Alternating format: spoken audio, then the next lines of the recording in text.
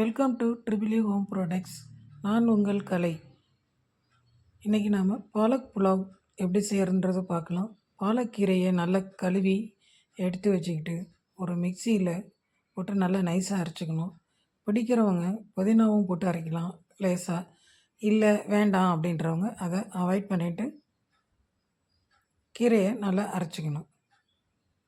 கீரையை நல்லா அரைச்ச உடனே ஒரு குக்கரில் எண்ணெய் ஊற்றி பட்டை, கிராம்பு, ஏலக்காய், அன்னாசிப்பூ போட்டு வறுக்கணும். அதோட வெங்காயம், பச்சை மிளகாய் போட்டு வதக்கிக்கலாம். இதோட இஞ்சி பூண்டு பேஸ்ட்டு போட்டுடலாம். பிடிக்கிறவங்க முந்திரி பருப்பு இருந்தால் போட்டுக்குங்க. நான் முன்னாடியே போட்டிருக்கணும், மறந்துட்டேன். இதை போட்டுக்குங்க.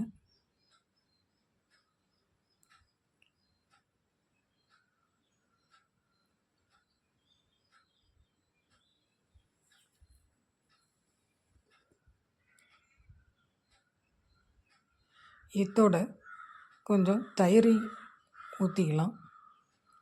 தயிர் ஊற்றி அதையும் ஒரு கிண்டு கிண்டிட்டு அரைச்சி வச்ச பாலக்கீரையை அதில் ஊற்றணும். பாலக்கீரை ஊற்றி ஒரு லேசாக ஒரு கொதி வந்தோடனே அரிசி போடணும். அரிசியை போட்டு ஒரு கப்புக்கு 2 கப் அளவு தண்ணி ஊற்றி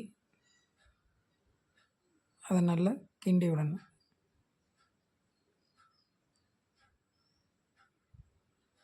இப்போது தேவையான அளவு உப்பு போட்டுக்கலாம்.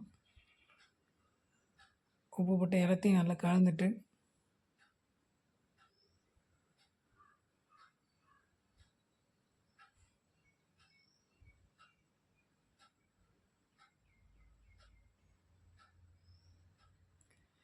குக்கரில் மூடி வச்சுட்டு ஒரு விசில் வந்தோடனே சிம்மில் வச்சுருக்கலாம்.